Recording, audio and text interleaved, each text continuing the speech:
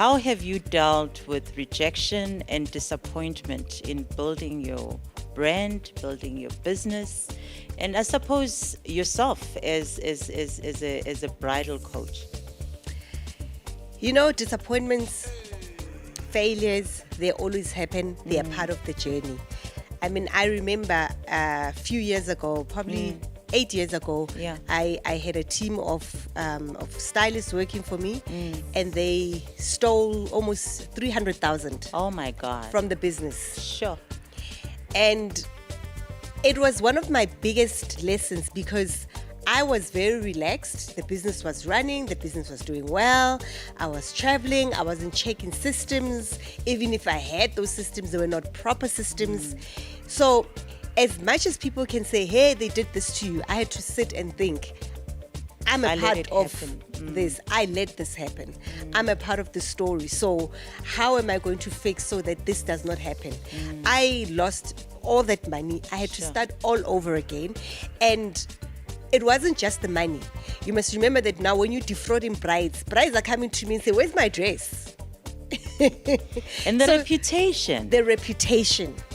So it was the financial loss and the reputation loss that I had to then rebuild the trust with people, and really take a knock. And sometimes it takes a bigger man to be you to admit, to say, I am wrong. I have failed, but I'm prepared to fall and I'm prepared to get up again.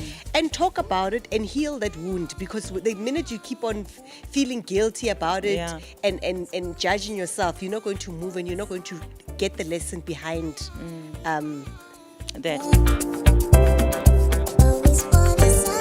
I started my business in 2015, and this is after working for 10 years, right? In 2015, I started my first business, went lovely, and it just tanked, But those are school fees. I think I always tell entrepreneurs that don't look at failure as something bad. It's your school fees. We all have school fees to pay. But now the thing is, what causes the failure? And I agree, school fees. You learn, right? And I learned a very valuable lesson. I had to. The reason why we tanked was because I had trusted another company to do certain things, and they didn't deliver. And now client, and it's even worse how I got fired by the client. Very big client. Which you worked hard to I get. worked very hard to get. I flew to Cape Town to meet up with them using the last cents, Sure, yeah. money that I didn't have. And the reason why we flanked was the company that I had outsourced to do certain services, they didn't show up at all, with the deliverables. And when the client wanted a report, I was able to bring in my side of the report, but now they wanted, when social media was starting to boom, so they needed SEO, marketing, this, that, and that, digital. Yeah, so they fired me and they said to me, you don't even have to pay us back. Yo.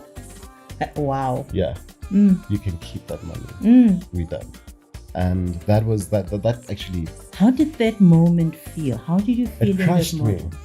It really crushed me, because it even that moment, I remember it even. Jeez, I need to drink water. I'm gonna cry.